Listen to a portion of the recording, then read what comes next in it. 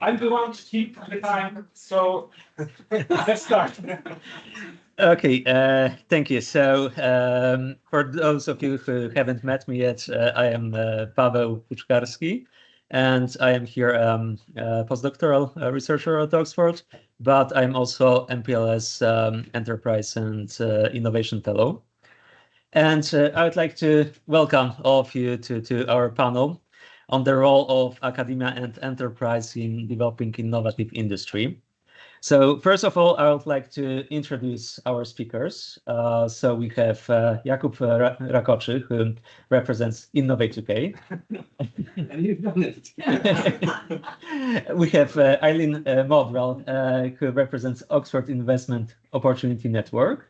And we have Olga Kozlowa, who is Director of Innovation and Engagement team in Oxford University. And we have Maria Śmietanka, who is Deputy Director at the National Contact Point for EU Research Programs. In Poland. In Poland, yeah. So it's important to emphasize it. In general. Well, maybe there can be some expansion to other countries.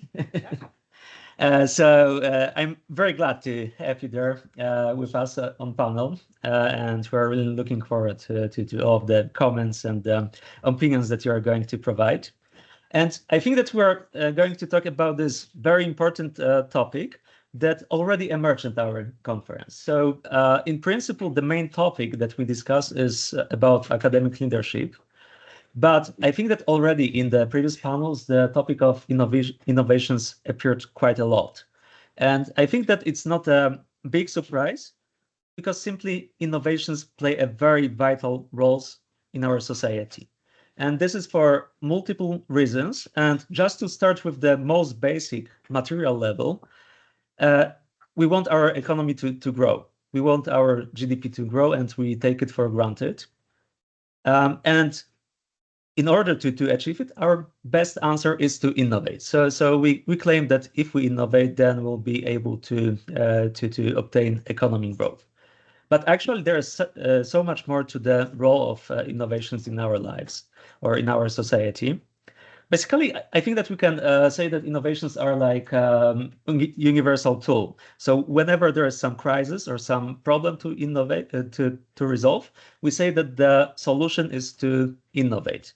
And we've seen it already today, even in the discussion panel on COVID pandemic, but also when we talk about topics such as climate change or energy transition, always the solution to our problems, major global problems, is to innovate. And also in many other areas of life which are not necessarily crisis related, but have transformative effect on our lives, such as AI and digital technologies areas, the innovations play the crucial role. So I think that simply saying that no matter what is the question, the answer is to innovate. And I would like to use this opportunity, this discussion here, to ask the question how to do it properly, or how we can create the circumstances in order to be effective in the creation of innovations. And I think that what is also very important about the topic of innovations, that it brings the words of academia and enterprise together. So innovations are this short topic. And obviously, if you want to grow a big company, if you look, for example, at the list of the top companies noted at the stock market in New York, in London, these are always companies with strong focus on innovations. And the same is true for academia. So I think that over last century, over last decades, there was this changing expectation of scholars not only to sit in their ivory towers and produce some very basic research, but also to create science that is that can be transferred to innovations. So nowadays, we also demanded from academics to bring the fruits of their research to the society. So in that sense, innovations are this area where academia and enterprise meet. And during this discussion, I would like to think how we can make this meeting between academia and enterprise beneficial, how we can make them coexist successfully, and how we can achieve collaboration between these two very different worlds. So now maybe I'll just ask our panelists very briefly, maybe in 1 or 2 sentences, what is your why are you passionate about innovations? Because I assume that all of you are passionate about new technologies. And so what is your motivation? Like, why do you think that it is important? And why do you think that we should be putting our effort into that? So if we have any volunteers to go first. Why do I get excited about innovation? Nothing ever stands still, and I work with some really interesting companies. And for me, it's looking to the future, and I think hope has been said, that the startups I work with are from anything from space, from AI, back to quantum, etc. I'm not a scientist, but the excitement that I get from those innovators and then having some very small part of actually letting them go on that journey is something that's very satisfying for me. It's only a small part of it, but it really is. I think I've never lost that curiosity around what's next. And I think sometimes I've got one of those brains that wants to do everything. And I know an awful lot about very little, and that's a dangerous thing. I think it is very similar for me. I mean, I think that actually a lot of jobs are boring. I think most of them. And I feel that mine is not. I mean, because I'm working with innovators and I'm consulting innovative projects, and then every day there's something new, and this is exciting, and this keeps me working and keeps me willing to get up in the morning and start reading the new projects. So I think it is this curiosity you said about. It's really very important. And I mean, for me, it's quite personal because when I finished my PhD, I've discovered that while my peer group was really excited about writing this paper, and I was really excited about, well, so what? How can it be used? How can it make life better, or economy better, or something better? And I think that interest, that translational bit where you translate fantastic research into solutions to challenges, and let's face it, our society faces a lot of challenges, is I think what really excites me and gets me out in the morning. I'm not a scientist, but my reason is probably Star Wars. I was always a huge fan of science fiction, and I think that every single innovation that we develop, implement, market, brings us closer to Star Wars. And so I'm just like Eileen. I'm working. You need to sort of understand where I'm coming from. I'm coming from business support organization. So my sort of day-to-day activities are basically all about helping people succeed with their businesses. And I'm not sort of sector specific, but I sort of realize that all people make the same mistakes, especially when they start their businesses. So I became an expert when it comes to sort of helping people understand their mistakes, learn from those mistakes, and basically commercialize the idea and succeed with the businesses. So that's my motivation. Yeah, thank you for that. And I would like to use this opportunity that we meet here on this panel with you, bringing expertise from different sides of the world of innovations. So I would like to ask you some dedicated questions, and I think that maybe I'll start with Olga, because I think that your background is very interesting. So I found out that you've seen the world of new technologies and innovations from different angles. So being academic yourself, researcher yourself, having experience of working at the Edinburgh University and Strathclyde University, but then also being a startup entrepreneur on your own. So you've seen the other side of the innovation scene, and also I read about your very interesting contribution to the national program in Scotland that was called the Convert Challenge, that was helping students and staff at the universities to develop their entrepreneurial ideas and create profitable companies. And the program helped over 500 entrepreneurs and developed over 300 companies. So it's extremely impressive, and we're very eager to learn from your experience. So I would like to ask you this question because you've seen the scene of innovation on different sides, on the commercial side, on the academic side. And I would like to ask you, what is your opinion about their interaction? So do you think that they are like totally separate, like some separate bubbles that are not interacted and spatially displaced? Or do we live in some kind of Darwinian world of competing for limited resources, and academia and business worlds have to compete against each other? Or do they, or should they collaborate constructively? And how can we do it?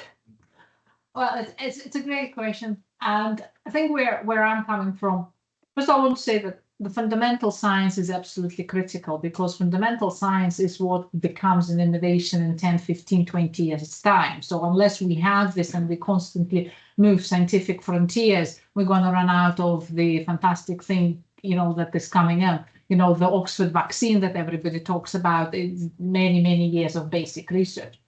I think where academia and business come together quite often is, business is much more focused on the immediacy, in terms of you need to generate return to shareholders, et cetera, So a lot of inventions are quite more incremental that's coming out from academia. I think phrasing your question, Paolo, my answer will be it's the collaboration is where the best things come together. But industry, academia collaborations are not simple because the drivers are quite often different, and also the timescales are quite often different. So therefore, you almost need, sometimes it's almost the language is different. So you need to have a sort of, I did this role in the past, is trying to translate almost between the two and align the expectations. But I do firmly believe that as academics, and I was there, I was creating my invention. I've seen so many entrepreneurs creating, or aspiring entrepreneurs creating their invention. But unless you have that traction and the pull from industry, that's what you need to establish, and you need to go out there and talk to potential customer to find out if there is attraction. But when the two match, that's where the true success comes from. And I think that's what we need more of. That continuous collaboration. And also, my last point would be, we need that more mobility. When you look at the US examples and some other countries, it's much more easier to transition between academia and industry, whereas in the UK, it's quite often very challenging for various reasons. Mm-hmm. Thank you for that. And now I think that I would like to turn to Jakub. So Jakub has also this very relevant expertise, being the senior innovation and growth specialist at Oxford Innovation. And he works on delivering tailored business support to enterprises in the region of Southeast England region. And he specializes in areas such as innovation management, sourcing funding, entering new markets, and scaling up services. But he's also well plugged in the world of intellectual property. So that's a very interesting background. And Jakub, so you have experience in supporting enterprises to scale up, to grow their business. You also have good experience in supporting researchers, how to establish their startups, spin-outs, and other types of enterprises. So I would like to ask you this question about technology transfer. So I think that we can agree that one of the basic models of getting putting research created at the universities to some application is to do knowledge transfer. So meaning to transfer the knowledge from the university to enterprise. And I would like to ask you about some comments, some insights, how we can do it well. So how we can make it a success. How much time do we have? This is a very long question. So first of all, let's put things in a sequence. because I don't want to sort of confuse anyone. So I'm Polish, so that's why I operate using two names. Jakub, which is the Polish version, Jacob is the English version these days. That's one, by the way. The other thing is that you have to sort of picture this person as an entity who wears multiple hats. So I work for the organization called Oxford Innovation, and Oxford Innovation could be known to some of you because the founder of Oxford Innovation actually developed the magnetic MRI, I should have said. It's all about the resonance. That was some 60 years ago or something like it. And then he founded Oxford Innovations to basically provide support to people who are coming up with ideas, technological ideas, breakthrough ideas, etc. And when I sort of joined, because I had experience with researchers, because I sort of used to work at the university back in Poland. And I sort of brought some experience when it comes to sort of helping scientists understand the market. And I don't want to offend anyone, I'm not a scientist, but there's a general sort of thinking, don't be offended, that scientists live on a different planet. And scientists have a tendency of thinking about publications and fame in general, you know, within the university or universities, because they're scientists. And I sort of came to sort of tell some of them that it's not just about the career, you know, within this particular university, but it's about developing something that will be utilized, beneficial, will deliver impact to the general public, and make some more money, you know, along the way because of the IP royalties, etc., etc. So that's my background. And now these days, I'm also part of something which is called Innovate UK. And Innovate UK is this public body that basically is a founder when it comes to research grants, commercialization grants, and you name it. So one could say that I'm a hybrid. I represent at least 2 or 3 worlds. And if you're asking me what's the best way of, you know, going forward, or how does technology transfer look like these days? It's a very difficult question because there is no common approach or common way of doing business. It does seem like every single university has its own way of basically processing the outcomes of the R&D activities, and then they have their own ways when it comes to sort of commercialization. I'm not sure what is the good practice. I can tell you a lot about bad practices. And I think that's probably more beneficial. I'll give you a bit of an example. So about 15 years ago, when I was still working in Poland at my Polytechnical University, I was having a title Technology Transfer Officer. And I was part of the office that was supposed to be responsible for commercialization. And we didn't have an IP attorney at our disposal. So that's how it shouldn't be done. Because when something is being developed, that piece of technology should be really sort of examined by an IP attorney, experienced IP attorney, who knows that this is actually quite good, or will tell you straight away, there's no point, because there's no freedom to operate. There are hundreds of other researchers doing it. There are patents already basically looking exactly the same, etc., etc. So to answer your question, I think it's really essential to understand how valuable intellectual property is. If you're thinking about working on something, on a particular subject, you should really do your homework and you should really understand the IP landscape that you're about to sort of enter. This will save you a lot of time. And I also think that it's really essential for researchers in general to actually produce something that is needed. Because there's just no need for something that will just go on a shelf. But I do understand that this is a difficult sort of area. I could sort of think that lightsabers are essential for us because I'm a Star Wars huge fan of Star Wars. Someone who doesn't like Star Wars will say, no, that's not my priority, and we'll sort of start developing electrical vehicles. So it's always about the momentum. It's always about understanding what's actually top on the agenda. If it's, you know, CO2 that we're trying to sort of tackle, then definitely it's worth sort of researching and developing new technologies.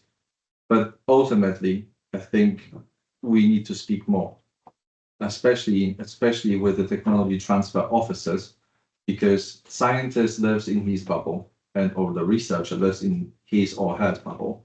And the technology transfer officer tends to be the person who's quite well connected internationally. And this person's role is to basically understand what's needed, what's demanded, and what actually market is pulling. If that conversation will take place, and the scientist and the technology transfer officer will be friends, I think there's a huge potential for great success and a lot of royalties for university. Thank you. So actually, a follow-up question came to me, and maybe I can also invite all of you to comment on that. So in today's morning panel about COVID, we heard this question asked by Jakub. If it's easier to talk about science to policymakers or policy to talk about policy to scientists. So here I think that I see a similar question for our panel. And the question would be if you think that what is more difficult? So is it more difficult to make academics commercialize their research, or is it more difficult to make companies innovate? Or maybe it's a bad question.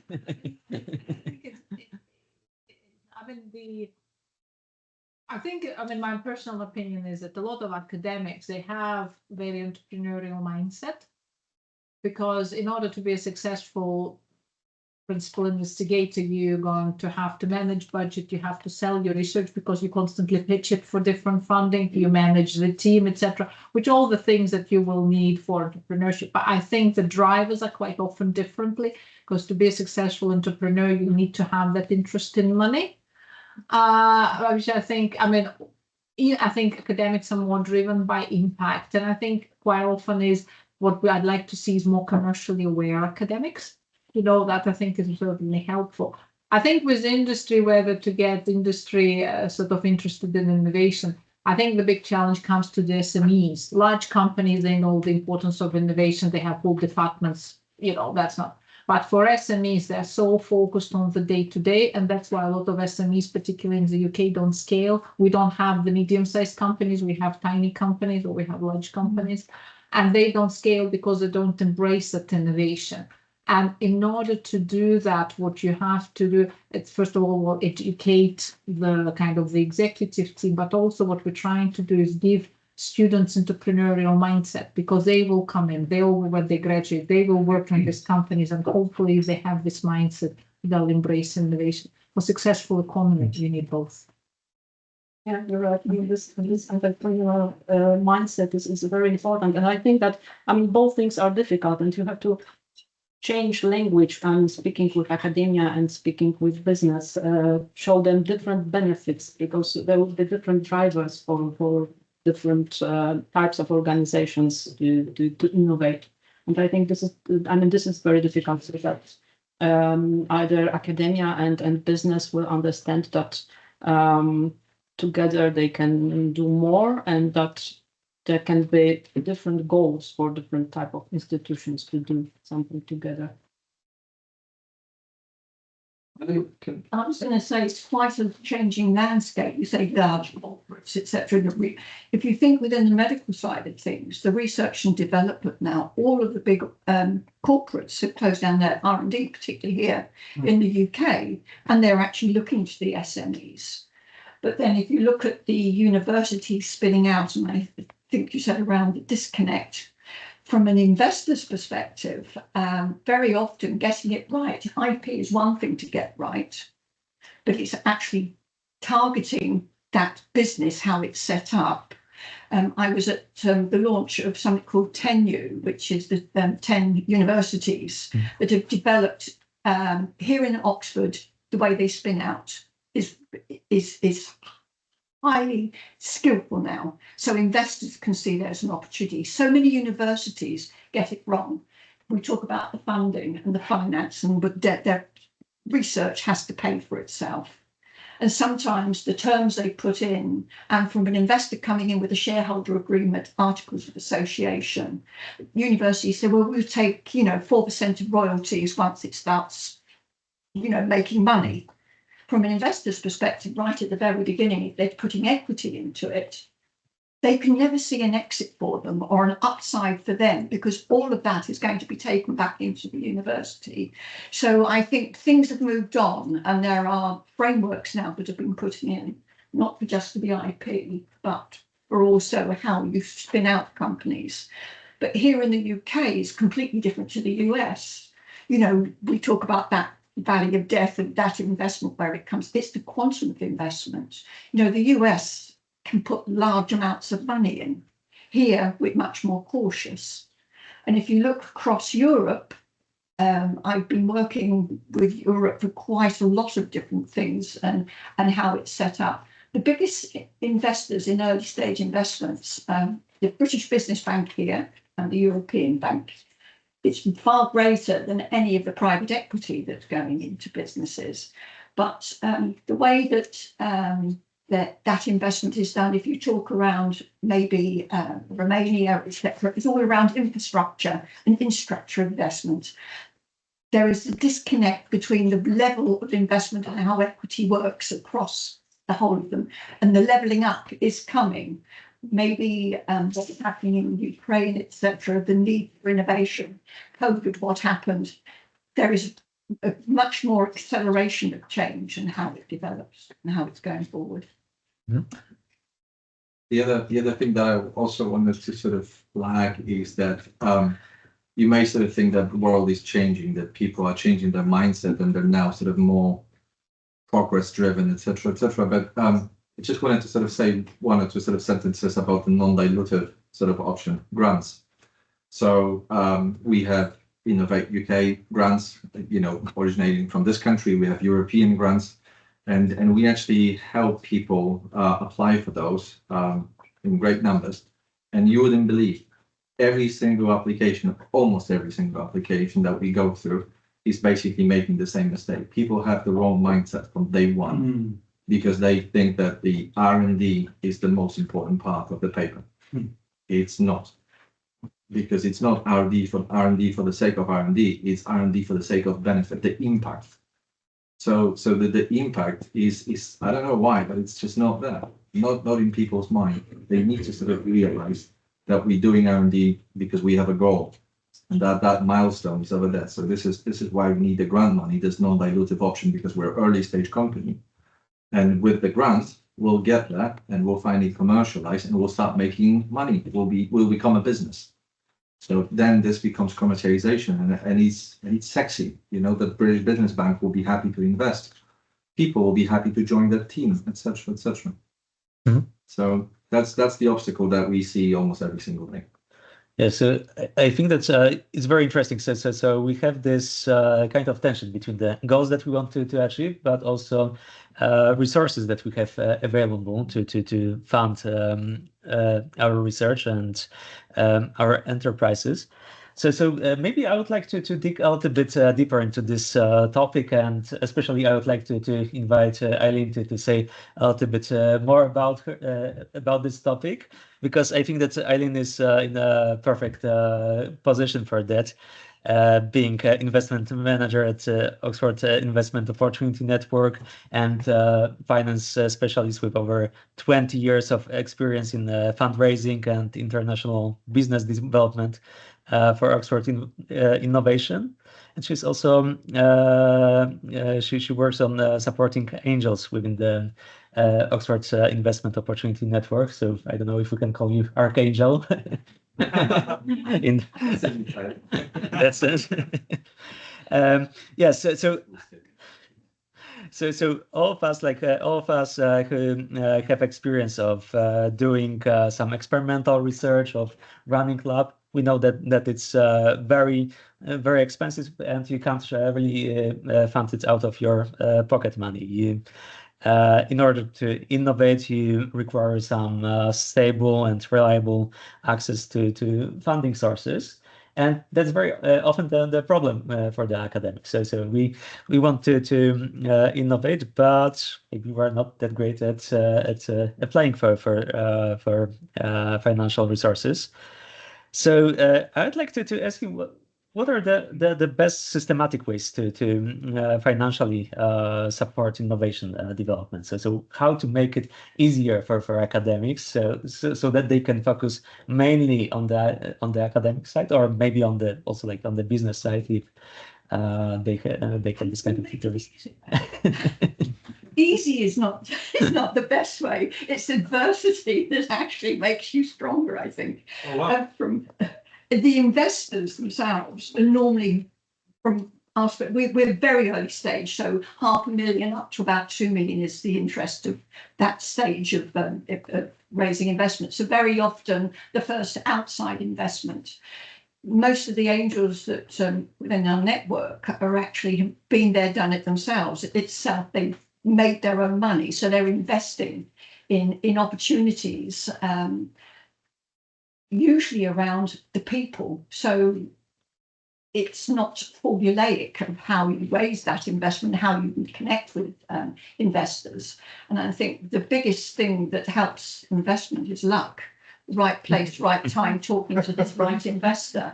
I don't think you can get away from that. As you get further along and get over that part of that what was classed as the value of death, that 2 to 5 million, and that's very often, if we're talking around deep tech, that's still within the development stage of a business. You know, they haven't fully got a product, they haven't fully formed their platform. So again, that is where the high risk is coming. But I think from the panel I chaired as well, I think there is opportunities out there, because if you're talking to the right corporates now are changing the way they work and invest in companies. The drivers for that is around, and I say it again, ESG. That's being they have to do reporting. It has to be impactful. Government's expecting them to be. So they're not doing research themselves, but by aligning themselves or bringing in innovation is a way of doing that. So very often that hurdle they can actually find corporates where they've got a solution for their problem. You know, one size doesn't fit all. But the biggest problem for companies nowadays, I think, is that here in the UK specifically, we've had the Mansion House Agreement, and it's that exits. There's a lot of zombies. Companies that are going nowhere haven't exited. There's large funds that have got a portfolio of 10, 15 companies, and they've got no exits for them. Till they get an exit, they haven't got new investment for new funds that they can invest in new innovation. By exiting, they've got new investors that are coming down, investing in early stage businesses. So nothing's done in isolation. And I think the methods of actually enabling that new equity investments to come down and trickle down on that waterfall is probably the best way for early stage businesses to actually start thriving. You know, investors aren't going to invest in everything, but for a very early stage, it's around the team, it's around people, it's around networking. You know, invest with angel invest with his heart. You meet someone likes it. Oh, you know what you're doing. It's science. They'll invest. Hopefully get an exit. Funds at the later stage, you're investing other people's money.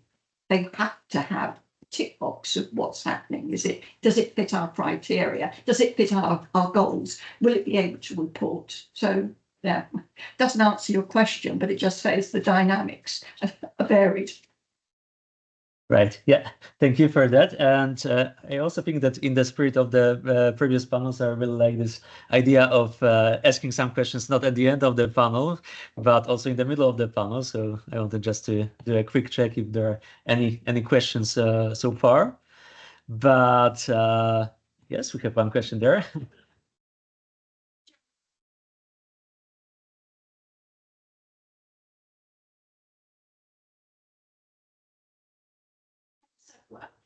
Biotech SMEs, and I look at them internationally, and we look at internationalization as part of innovation, and we also look at business models for innovation. So the panel so far, a very enlightening panel, giving lots of insights about new product innovation. Yes, so we have discovery and we commercialize it. But of course, there are what we find in our what I find in my projects is that there are other types of innovation, such as a service innovation, yes, how we serve the customer, or a process innovation, yes, intra-organizational process innovation, which impacts on business model, which is then more conducive to incremental product innovation or new product innovation. So I just wonder, what are your views on these other types of innovation other than new product innovation, and what part does it play from your experience in collaboration, and what part can collaboration with academia and business play there? Well, I mean, I certainly, from my experience, I think this quite often for business, this is more interesting part, because as I said, a lot of them are interested in more incremental things. They might not need a new product line, but they need to find ways of doing things more efficiently, or, you know, maybe find new process for doing something. So, I mean, I think that's great part. And a lot of universities, I mean, spin outs, what we've talked about, it's a small percentage, you know, for the university. The largest portion of innovation activity for the universities is actually around collaborative research. And if you look at schemes like knowledge transfer partnership, a lot of them, and some of them are specifically focused on innovators involved in that, is specifically on management practices, for example. So I think though this maybe bit gets more press and more excitement, I think actually the biggest body is around this collaborative research. I also think it's a fantastic way to expose students to it. So, for example, back in Scotland, there was fantastic projects where businesses came in with a specific challenge, quite often quite incremented, and the students then worked on it to provide the solution, whether it's a process or, I don't know, some incremental improvement. And that's, was for company, they hired a lot of the students because it was sort of an on-the-job interview. For students, this was something fantastic they couldn't build into their CV when they were looking for jobs. So I think it's actually this is the basis. This is, if I call it a pyramid, this is the base of the pyramid. And I think it's also a good place to involve social sciences and economic sciences, because sometimes we think that when we talk about innovation, then we need really digital or medicine or like this fields, and there is also a place for societal challenges and societal innovation there, and like process innovation or service innovation. I think it's a good place to involve those type of science there. And wearing my Innovate UK hat, I'd like to advertise something which is called Design for Growth. That's, believe it or not, there's actually a service dedicated to this kind of innovation. Just to sort of emphasize, not every innovation needs to be radical or disruptive. Incremental innovation is as good, seriously. So with design thinking sort of philosophy and a human-centric, there's another sort of buzzword that is very sort of famous these days, we can achieve great things. So it's really important just to sort of scan the landscape, looking for opportunities. If you're a researcher, a student, a graduate, etc., always do your homework. Use Google, check the service providers, what they have on the menu, because that service that I've mentioned, the Design for Growth, that's specifically for people who would like to utilize design thinking and the sort of human-centric approach to their services, to the businesses that they would like to develop. So it's all there. You just need to find it. I'll say that I'm actively working with a company here in the UK that's setting up a new kind of incubator accelerator. They've already developed it, and they over in New Mexico. It's around the semiconductors. But what he's putting together is an incubator across the whole supply chain. He's working with local government in New Mexico to put funding in. He's working with the local university to bring in students, research, etc. in. He's bringing in all those companies, and what they're looking to do is potentially spin out new companies that will be of interest across the whole supply chain, whether that's production, systems, etc. But on top of that, they're looking to potentially spin out new businesses that are not even within that industry, because a lot of these have different verticals they can work in. So it comes back to nothing ever stands still. There is always some new paradigm that comes in. that's a really interesting one. We'll see how that worked out. Yep. Thank you for these answers. And now I think that I would like to turn my attention to Maria Śmietanka, because we talked about innovation in the context of the universities, in the context of the world of enterprise. But I think that it would be also interesting to hear about more systematic ways of supporting innovation development that we can provide at the regional but also national level. And I think that Maria's expertise will be very valuable here. I think that she's seen a lot of progress in Polish innovation development over her time in the Polish national contact points for Horizon Europe that are part of National Center for Research and Development in Poland. And I think that for those of you who are not familiar with the Polish innovation ecosystem, we can compare it probably to UKRI or similar agencies. Maria has over 8 years of experience at the National Contact Point, and her role has been supporting Polish participation in the EU research and innovation programs such as Horizon 2020 and currently Horizon Europe. So I think that I would like to ask you this question about what are these different levels of the innovation ecosystem, and what we can do locally to increase our competitiveness, but also what can be done at the country level, at the national level, speaking from your experience.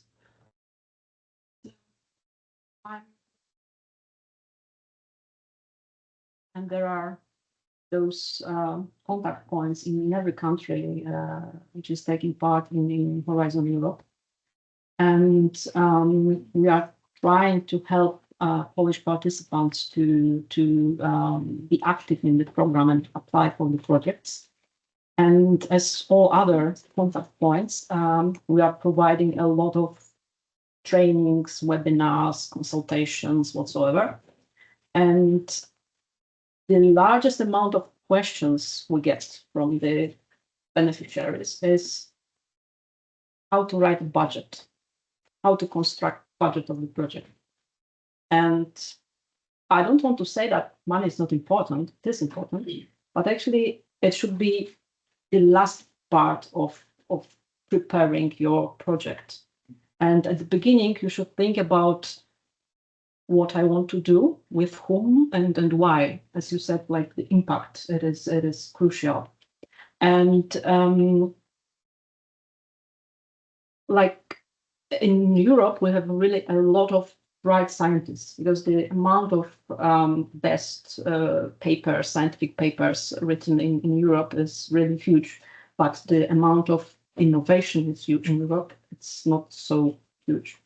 And we are like staying behind. There are countries investing more in research and innovation than countries in Europe. And that's the problem. And that's the problem which can be solved only with cooperation between different actors. And it has to be done on national level and on international levels. And what I like about European projects is that the projects in Horizon Europe, they are really so broad that you cannot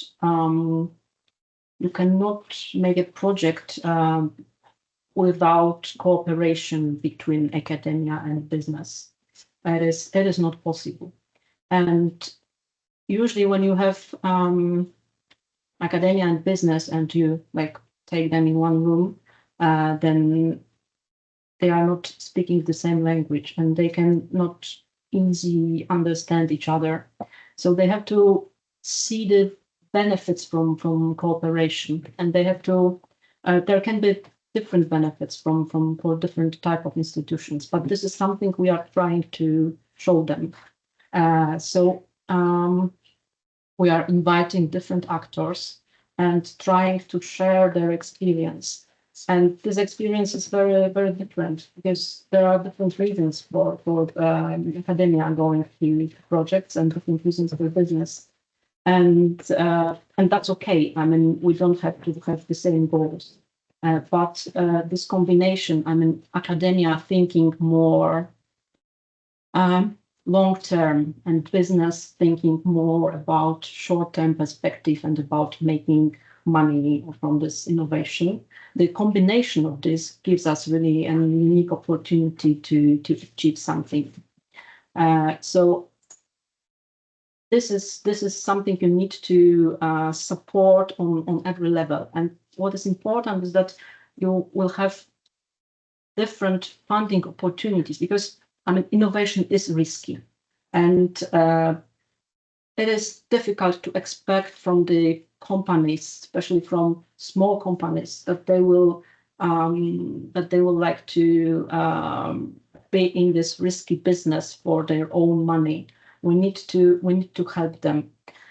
So it is important to have different supporting schemes to make this innovation a bit less risky. I mean, we as society has to take this risk on our side and help the innovation to grow, and we have to support this on really different levels and provide the funding opportunities in different ways, like bottom up and also top down approach. So we should either show what problems do we have and what problems should be solved with the innovation, or give the innovator room for them to find out what do we need. So I think that both options are very important, and we should support top-down and bottom-up approaches to for funding. And this is something because the national contact point for Horizon Europe in Poland, we exist for 25 years. I mean, since Poland been associated with the programs. But we've been a part of Polish Academy of Science, so we've been working more with scientists. And for almost 4 years, we are a part of National Center for Research and Development, which is the largest Polish funding agency. And this was this merging was made because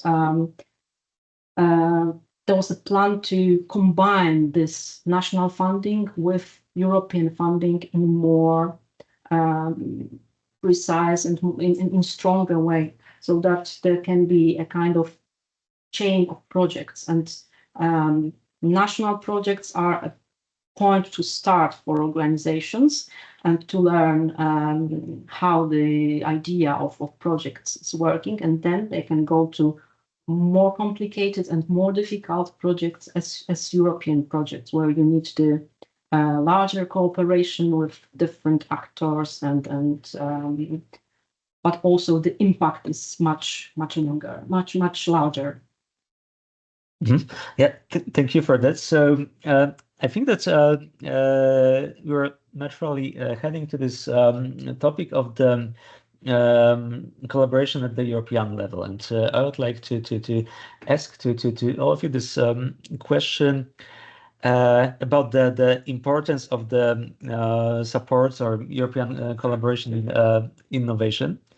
How important it is, because and how effective it is, because on one hand side, it seems that these programs are very appealing and have some transformative effect. So as we've seen in Poland, so since Poland joined European Union, we continuously increased our uptake of grants, and the funding was increasing in the consecutive programs. Also, we see that there was big appetite in the UK to rejoin the Horizon Europe program, and I think it's a great success for the British science that UK in that sense is again part of the continent. So it seems very positive. But on the other hand, there are some questions that we could ask if we're doing enough, and if we could do more to boost the innovation industry in Europe. And are we really a global player, or are we getting behind? Are we becoming outpaced by other countries such as US and China? And can we stay relevant in this race to be this innovation superpower? Oh, we are not doing enough, but I hope we can, and I hope we can not be left behind. Although now it looks like we are a bit behind, but I hope it's not something which is already decided, and that we can change it. Yeah, I think I have something that's going to be really depressing. Okay. On this note.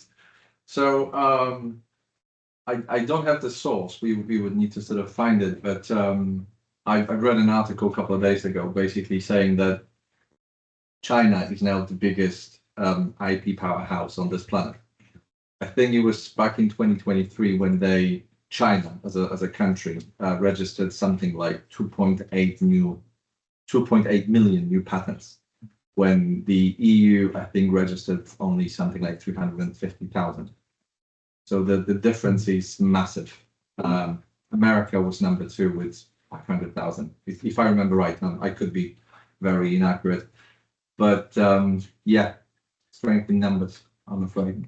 On the positive note, just because you've got IP doesn't mean to say you're going to commercialise it. It's there to actually stop people doing. It's always there's the quality at the end of It's the day. always a way around it. Yeah. Yeah. I think, ultimately, you can look at it this way. For example, you look at Oxford and you look at, for example, you compare it with Harvard, and Harvard has endowment of 70 billion roughly. Oxford is about the tenth of it, just sort of the tenth, so about between 8 and 9 billion, I think. And if you compare this in pure financial terms, we should be way behind Harvard in terms of our research outputs, but we're not. And the reason for it is, we can talk about, the innovative culture, the real kind of academic freedom, and many other aspects. I don't think it's quite well understood what the recipe of success is. At the same time, I think there is a need, and I completely agree with you, in terms of the importance of continued investment and significant investment of this, because we need to stay competitive and remain competitive. And I think European collaboration is absolutely critical, because if you compare innovation ecosystem, we have to admit that US mindset in the US or in China is completely different. But however, we share what I would call a European mindset. We probably more driven by impact and maybe a bit less so by just purely kind of number of dollars or number of pound signs. And I think by embracing that sort of European community is absolutely critical. We need the movement of talent, we need investment in this area, and we need to embrace Europe as a market, I would say. So I hope that the future, like I say, is bright, and that there will be continued emphasis in this. On another positive note, I think, and it comes back down to Ukraine, etc., a lot of the funds across Europe now look to actually invest on rural investment. So whereas before, 3, 4, 5 years ago, no drugs, no alcohol, no guns for funds, because that was the impact of it. It's now changed, and actually there are a number of funds across Europe that are now looking for innovation to invest in companies that have that dual purpose. So there's always a silver lining from some things. Mm-hmm. Right. Yeah. Thank you for that. And maybe before I check for the questions for our audience, do you have any questions? Yes. I would have a quick one.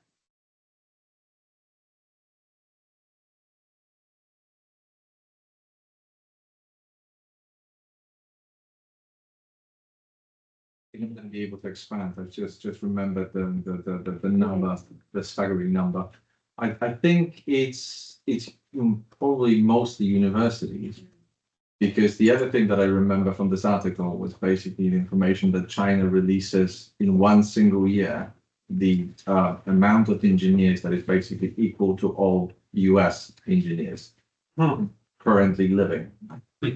So yeah, I don't have the article in front of me, so I'm not going to be able to give you the specific data, but yeah, it's basically about a common goal, working together. And China is a big country, US is a big country, without a doubt. And I think this only just indicates the needs for the Europe to stay close. I specifically didn't say EU. Europe. Europe should definitely sort of stay close and collaborate using EU grants, for instance, or UK grants, because we're in this sort of lucky or unlucky position where we're basically between a rock and a hard place, and with now Russia acting funny, it's even more sort of dangerous for us. So sticking together and working towards a common goal, I think, is always the best idea. Yes, and just to follow up on that, so also to maybe finish on a more positive note. So if you so even if we are not the world leaders in the generation of the IP, do you think that there are some especially strong areas where we are doing something well? So within the innovation industry, are there some niches where that we could define as our strength in Europe or in the UK?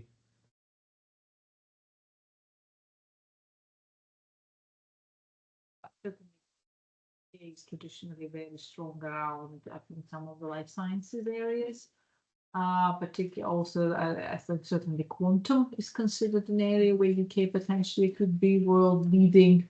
I think there will be probably some other areas. I think there is a discussion that on AI we might be kind of falling behind, but AI is very broad. So what are the other aspects of AI where we can actually lead? I think this one to kind of come to my mind, but I'm sure there are others. Fusion energy probably the next one that is becoming more and more important. Which sits along semiconductor. Yes.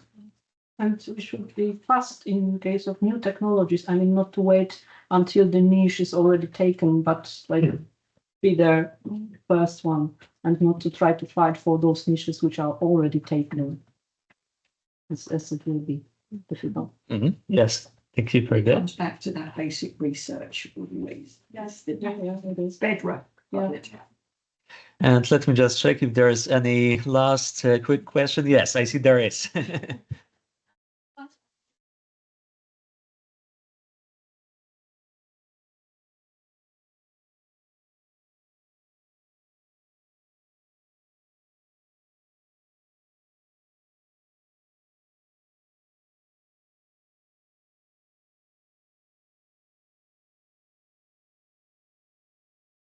And get some traction from the business. So so if you're a postdoc or kind of researcher or early career researcher or a student in here and interested in sort of learning more about enterprise and getting kind of more, so that's a question I understand. Yeah, so Yeah. I mean, here is not only the postdoc researcher and also have a lecture and Yeah. So there is, Oxford has a number of programs. So one is called Inspire, Inspire, which open to all staff, all students. So no matter what you are, and they do a sort of program which will start back in Michaelmas, which will be exactly, it's about learning about starting a business, about ideation, essentially. So it takes you all the way on that journey kind of towards company creation. There is also Oxford University Innovations, which has an incubator available for startups, but they also provide one-to-one support for potential projects that can result in a spin-outs, but they also have a team that supports consultancy. So if it's just sort of collaboration, plus within different divisions, there are business partnership teams who help if you just want to collaborate with industry. So there are various support. Also, additionally, there is something that is available through some of the colleges, particularly I think Christchurch, and there is a number of others that offering support. But for example, if you get in touch with Inspire in the beginning, then they'll be able to point out to specific things, that they have quite a broad offering, that no matter what stage you're, if you're just purely interested in the space, don't even have an idea, this is where I would say your entrance point would be. And for example, in Horizon Europe program, there are Maria Skłodowska-Curie grants, which are for mobility. And usually when scientists think about mobility, it's about changing the country, but it's also about changing the sector. So there can be a possibility for a scientist to go to work for a while in a company and to see this other perspective, which I think it is very valuable. What's the name of? It's Maria Skłodowska-Curie actions. And finally, there are commercial opportunities. And when I say commercial opportunities, I mean commercial providers. So for instance, our host organization, Oxford Innovation, is also running an incubator. It's also running a space for early stage companies, also virtual space, etc., etc. So the options, well, you have a lot of options. If you would Google it, business support around Oxford, I'm sure you'll probably end up with a list of 10, 15, 20 providers. So it's all there. And I think Una is there. University. He's laughing because that's also what he does for a living. So. A lot of support available within Oxford. Yeah. Plenty to choose from. You've got people like Bank and Barclays Bank do the Eagle Labs. You've got NatWest through their incubator, etc. Yeah, probably inundated with support. Okay, so I think that at this point I have to press the stop button, although I don't really want to do it, but it's also getting warm here. So I would like to thank our speakers for your comments and for a great discussion. And now I would like to invite Michał Łuczewski to say a couple of closing remarks for the end of the official part and for the end of the online stream. Wiesz co, może było.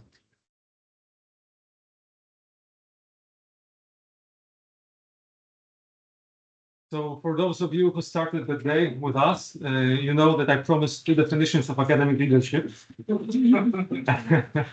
The first one is to enter polarities and leverage polarities. And I see that, we just made it. Polarity between, globalism and localism, between nano molecules and wars. So we had just made it. But more important definition of academic leadership is the following. It is you. It is that conference. And I will try briefly to leverage those polarities between our panels to show that there was a threat. And of course, that was a threat of academic leadership. But we started very minimally, so with micromolecules, so with COVID. Then we got bigger, locality, so local engagement. Then the question of Europe, Ukraine. And then we finished with innovation and archangels. So you see that we just moved even to metaphysics. On the other hand, I was thinking what kind of lessons I'm drawing from all the panels. So the first lesson was the lesson of the past. Don't forget the lessons. Don't forget the lessons of COVID. Don't forget the lessons of trust, of how we build trust, how we just destroy the barriers between enterprises, between science, between policymakers. So don't forget the lessons of the past. That was the first lesson. Then the second lesson was build bridges. Build bridges between what's local and what's global, between town and gown. Then third lesson in Ukrainian panel was the lesson of not the past. It was not the lesson of just building bridges, but it was the lesson of hope. So have hope, and that hope is here, that hope is now. It's here and now. And the fourth lesson is innovate, act, make future happen. So we didn't plan it, but as you see, we started with the past, building bridges, have hope, and innovate. And I think this is a wonderful definition of academic leadership. There were also metaphors. here. Metaphors like hybridity.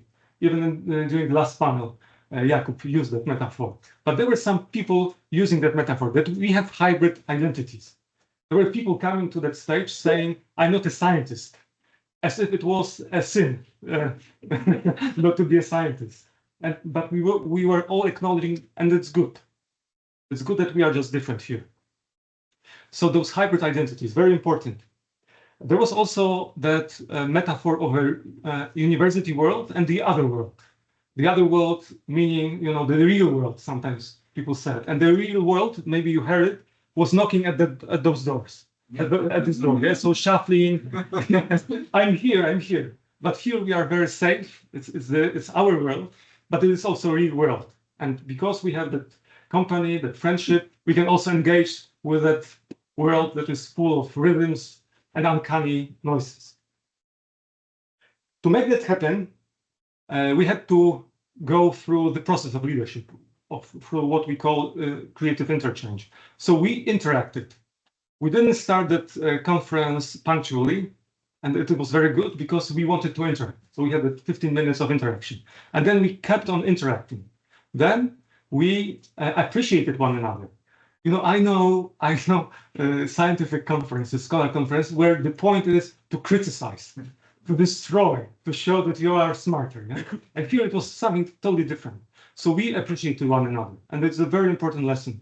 Then we integrated in that beautiful outlet hall up there, but also here, and then we can transform. And then transforming is last part that will be the part that is devoted to network sessions. And it wouldn't be possible for leaders who are here. So let me thank them. I want to thank Łukasiewicz Network, our supporters, and Dominika and Adam, where is he? Disappeared, working. Yes, so working. And Philip probably also working at our counter. So those people who make those conferences happen, they are still, you know, sometimes invisible. I want to thank Evgenia, who helped us a lot in masterminding that conference. And last but not least, I want to thank all panelists who survived today's conference. And of course, the last words of gratitude goes to Paweł, who actually he said that he was inspired by my idea. But you know, inspiring is not, as you know, leadership. There are many inspirations. So we needed a true leader who actually executed creative interchange. So he interacted with us, he appreciated us, he integrated us, and now he is about to transform us. So let me ask you to join me in thanking Paweł and all organizers